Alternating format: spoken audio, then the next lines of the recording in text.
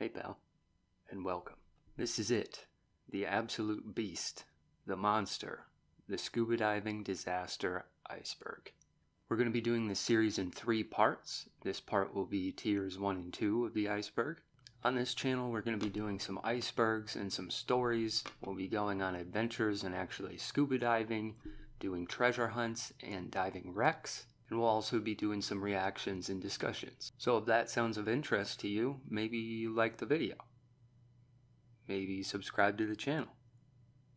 Maybe even leave a comment down below. I spent a really long time putting this together, so I really hope you guys enjoy. And with that, let's get into it.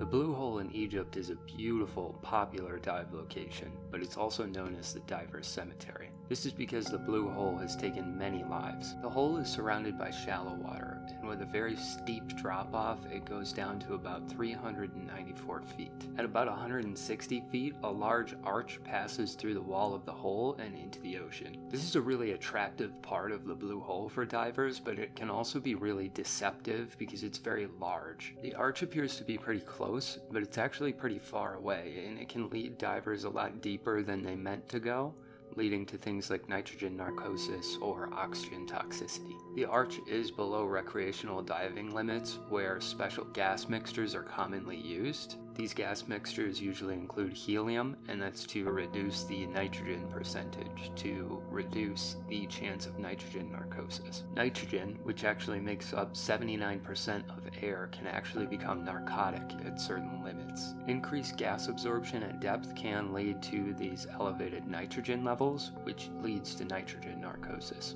This can lead to a state of impairment, leading to decreased reflexes, poor decision making, and possible unconsciousness. In April of 2000, Yuri Lipski decided to take on the challenge of the Blue Hole. While he was an experienced open water diver, he was undertrained for this specific dive, and he was overconfident. He planned to do a balanced dive on the Blue Hole, which is where you descend very rapidly and come back to the surface, usually in under 15 minutes. This type of diving is very risky, as a rapid ascent can lead to decompression sickness if not done properly. The dive Yuri was planning was very much a technical dive, however he was not a certified technical diver. In Egypt he found a contact who said he would dive with him, however he said that he would need to train with him for a few weeks before going on that specific dive. As Yuri would only be there for a couple of days, he decided to do it by himself. Yuri began his dive as normal and began descending, however he was overweighted. He slowly lost control of his descent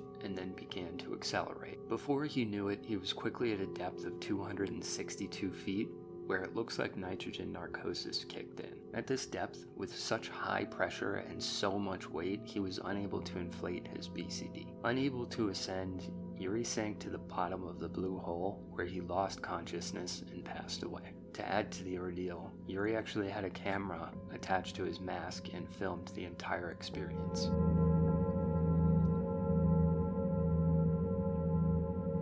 A married couple named Tom and Eileen had taken a 2-year tour with the Peace Corps to the islands of Fiji and Tuvalu. Near the end of the tour, the couple decided that they would love to see the Great Barrier Reef.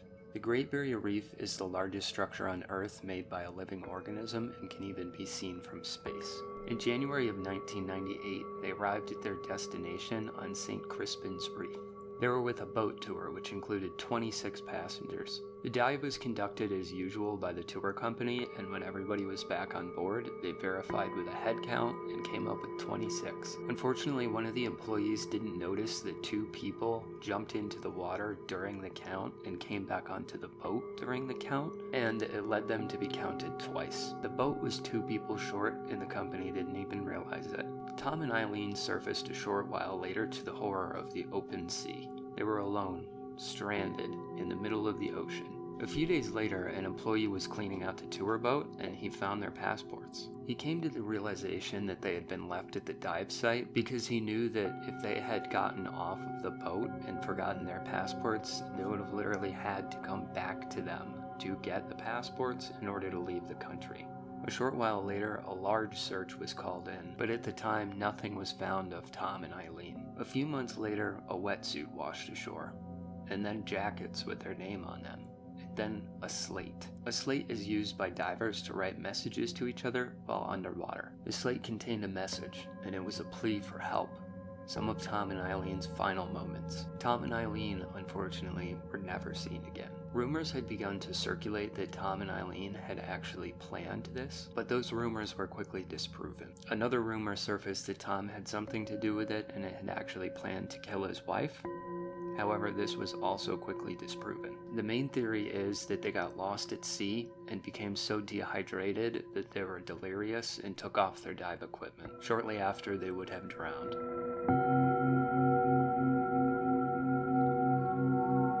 There's another much larger and arguably more famous blue hole in Belize. It's an extremely popular dive site, yet one of the most dangerous in the area. A popular location at the blue hole is called the Wall, where it abruptly drops to 500 feet. The Wall is populated with some of the most beautiful marine life in the world, making it a very attractive location for divers. During a technical dive, 3 divers were slowly descending to 200 feet when suddenly one of them lost consciousness. Because of this, he began an uncontrolled descent. His buddy was able to fight and catch up to him, however, by that time, they were already at 250 feet. Unfortunately, his buddy was unable to revive him or render any type of aid, and to make matters worse, because his buddy was so panicked, he began to rapidly ascend. This causes a condition called the bends, or decompression sickness. This happens when gases absorbed in the tissues are not allowed to exit slowly. Without allowing enough time for the gases to exit slowly, bubbles can form in your bloodstream. This can result in anything from extreme muscle pain to even stroke and death. The buddy, unfortunately, by the time he reached the surface, was already suffering from heart failure due to the bends. After the third diver noticed the absence of the other 2, he began his ascent, and luckily he ascended and surfaced safely. Upon not being able to find his 2 buddies, he called in a large search. The search party was able to quickly recover the body of the man who surfaced, and a few days later they recovered the body of the man at 250 feet. Through an autopsy, authorities had come to the conclusion that the one man had lost consciousness due to oxygen toxicity, which is another possible complication of breathing air under increased pressure due to increased absorption.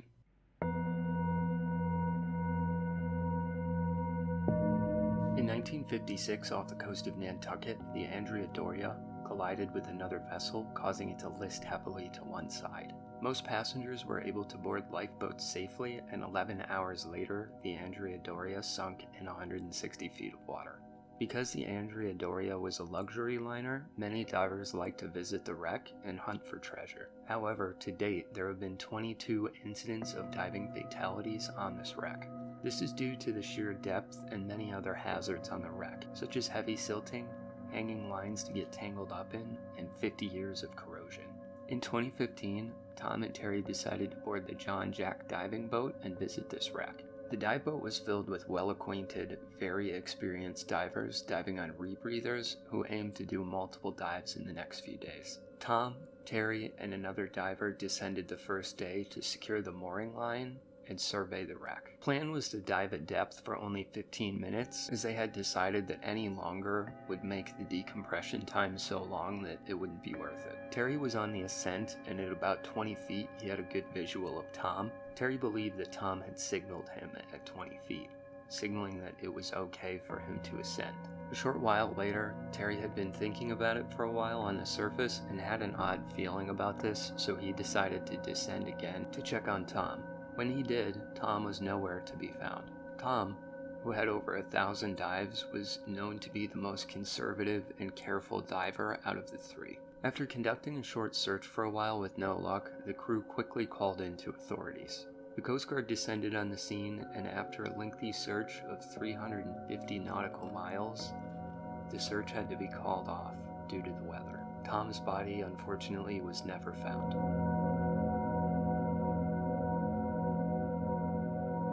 On December 11, 1971, 2 divers were attempting to set the depth record of 480 feet on the Andros Islands in the Bahamas. The pair decided to attempt this record inside of a blue hole. A blue hole is essentially a sinkhole that's filled with water, either on land or in the ocean. They wanted to attempt this record in the Andros Islands due to the sheer beauty and the marine life in the area. In this story, we again visit the dangers of oxygen toxicity and nitrogen narcosis due to the extreme pressures felt at depth. Trimix, which is a combination of nitrogen, oxygen, and helium, is used for dives like these. Helium is used to decrease the levels of nitrogen in the gas mix, and the levels of oxygen may also be decreased, as normal air with 21% oxygen can become toxic at certain depths. Jim and Archey, accompanied by Ann and diving legend Sheck Exley, were attempting to set this record. Stage bottles were kept at certain depths due to the significantly long decompression times. In addition to this, divers wore a massive setup of 4 tanks on their back. This type of an operation required significant support staff. The divers excitedly entered the water to attempt to set this record, however things would not go as planned. During his descent, Jim actually began to regret the dive. He began to have difficulties using the inflator valve on his BC, which caused an uncontrolled descent. He began to descend as fast as 200 feet per minute, and because of this, he started to panic, which means he started to breathe a lot heavier. Archey immediately attempted to assist Jim to no avail. Sheck noticed that both divers were starting to have issues and attempted to rescue, however this was not successful. Multiple support divers actually dove deeper than their assigned depths to attempt to help out, however they were forced to turn back due to nitrogen narcosis. At approximately 400 feet, Jim lost consciousness. Archey frantically began to try to assist Jim and inflate his BC, but had expended so much energy trying to do this he did not notice nitrogen narcosis creeping in. Jim luckily regained consciousness and was somehow alive. He began to ascend and go through his long decompression times. Archey and Ann, who fought to assist during all this commotion, unfortunately did not survive. They both gave their lives to the blue hole, but miraculously their help saved Jim's life. Now in Tier 2, we have some cases that are arguably more well known than some cases on Tier 1. The reason why I placed these on Tier 2 was just because of the complexity of the dive.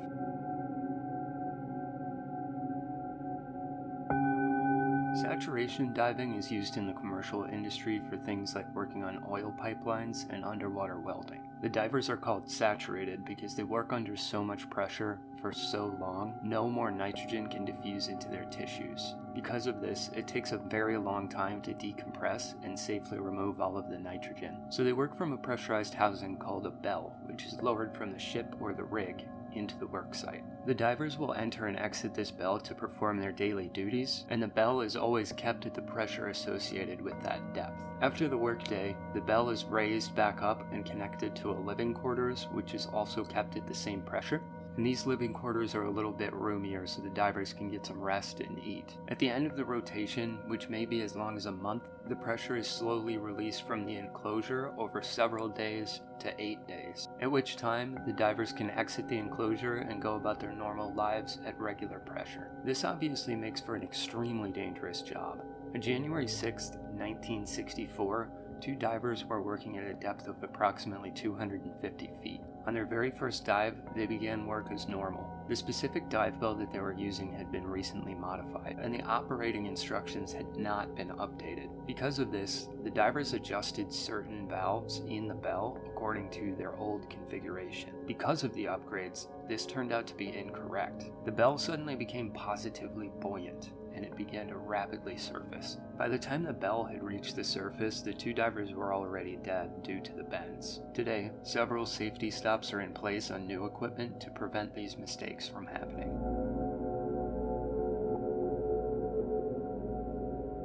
A man named Scott Castle was an expert diver and professional underwater photographer with over 20 years of experience. He began working as an underwater welder in his early life and transitioned into underwater filmmaking. He was absolutely fascinated with the colossal squid, which grow to a body length of up to 5 feet plus the length of their tentacles. These squids also can rapidly change colors from white to red, and it's thought that they use this to communicate. They're known to be pretty vicious and will even eat each other if they're hungry enough, or attack humans if they stumble upon them when they're feeding. In addition, they tend to hunt in large groups of 10 or more. They have a baseball-sized beak at their mouth, which can take a chunk of flesh and bone out of just about anything. When Scott first entered the water to film these squids, he quickly realized he hadn't been properly educated about the risks of diving with these creatures. On this first dive, he began filming the squids, and one started to attack his camera. A short while later, a few other squids joined in and grabbed him and began to pull him deeper and deeper into the water. Because of this, he had actually descended so fast that one of his eardrums had ruptured.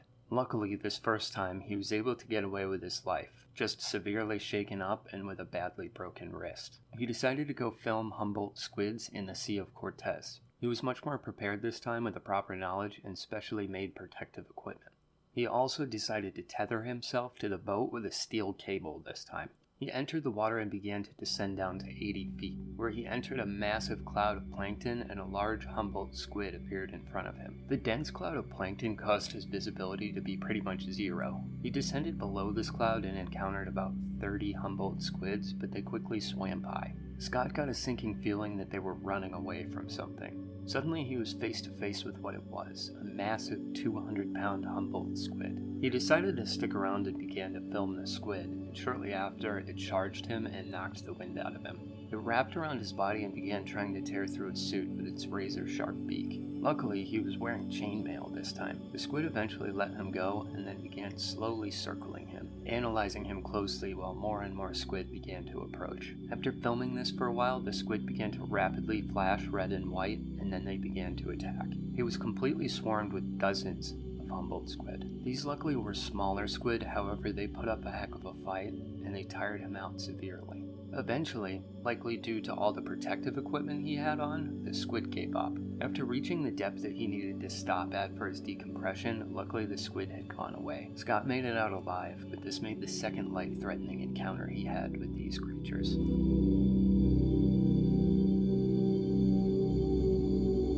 In 2005, Dave Shaw was diving in Bushman's Hole where he came across Dion Dreher's body, which had been lost for over 10 years. At the time, at approximately 270 meters, Dion had lost consciousness due to oxygen toxicity and had passed away. Upon discovering his body, Dave met with Dion's family and came up with a daring plan to recover the body. This consisted of a team of dozens of people. He had stage bottles at many different depths, several support divers in the water, and many others supporting him from the surface. Because of the sheer depth, his decompression time was said to be about 12 hours. As he began the dive, he quickly descended down to 270 meters to start the recovery. Dave had planned to put the body in a body bag and slowly ascend with it. The body would then be handed off to support divers in a chain until it reached the surface. Dave began struggling to get Dion's body in the body bag, and spent too much time at that depth. On top of that, he actually got tangled in his own line. In a matter of literally seconds, Dave was too impaired to support himself at that depth. He lost consciousness and drowned shortly after. When the supporting team got the news and began breaking down the site, as they pulled up the line that they had placed, both Dave and Dion's body came up with it. It was speculated that Dave had suffered from nitrogen narcosis, accelerated from his heavy breathing due to working so hard, and he lost consciousness and drowned.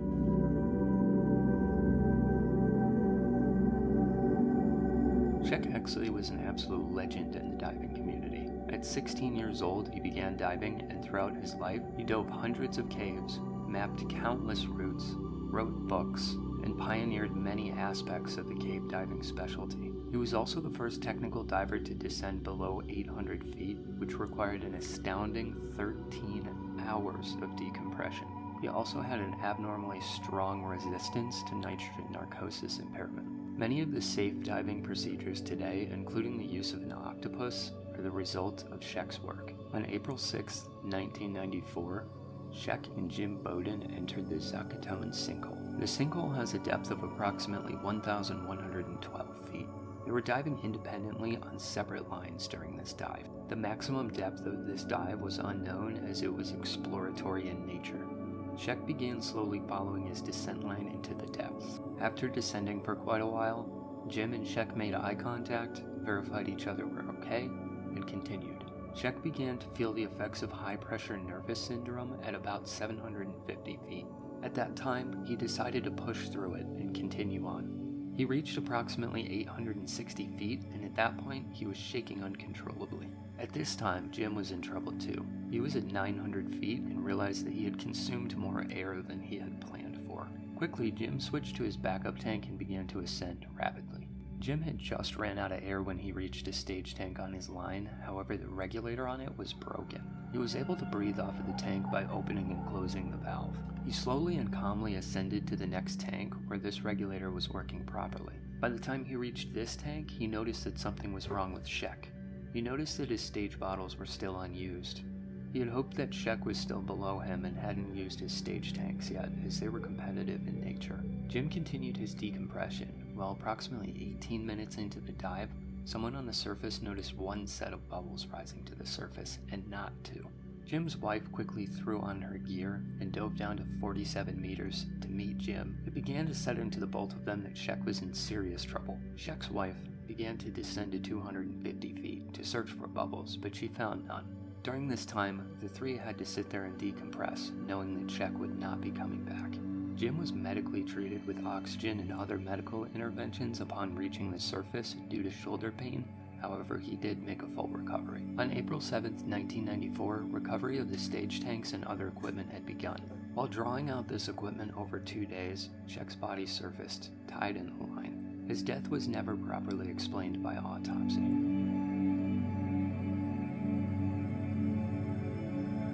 In 2011, Agnes Milowka decided to go for an exploration of the Tank Cave near Mount Gambier. Agnes was a very experienced cave diver and explorer who built up a very good reputation over her years of experience. She was also an underwater photographer, an author, and a maritime archaeologist. Tank Cave's access is strictly regulated by the Australian government, and it contains over 20,000 feet of passages for divers to explore. Its maximum depth is only about 65 feet, and it contains crystal clear water. The cave system itself is very complicated, known as the web, and divers can get lost very easily. Tank Cave also contains various restrictions that require divers to take off their equipment and push it ahead of them to get through. This is a process called no-mounting. When divers are no-mounting, silt from the bottom of the cave can get stirred up very easily, and visibility can go from fine to absolute zero in a matter of seconds.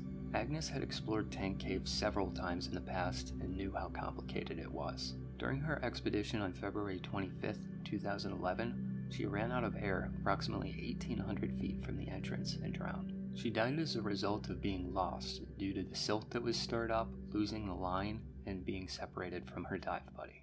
Thanks to all 12 or 13 of you for joining me till the end. Join us next time where we go over part 2 with tiers 3 and 4. In the next video, we're going to go out in the field and go treasure hunting. We're going to go out to a really interesting spot that's not only a bridge where people throw stuff off all the time, but it's a swimming hole as well, so we should be able to find some really cool stuff there. If you like the comment and would like to see more, marry that subscribe button, and we'll see you guys later.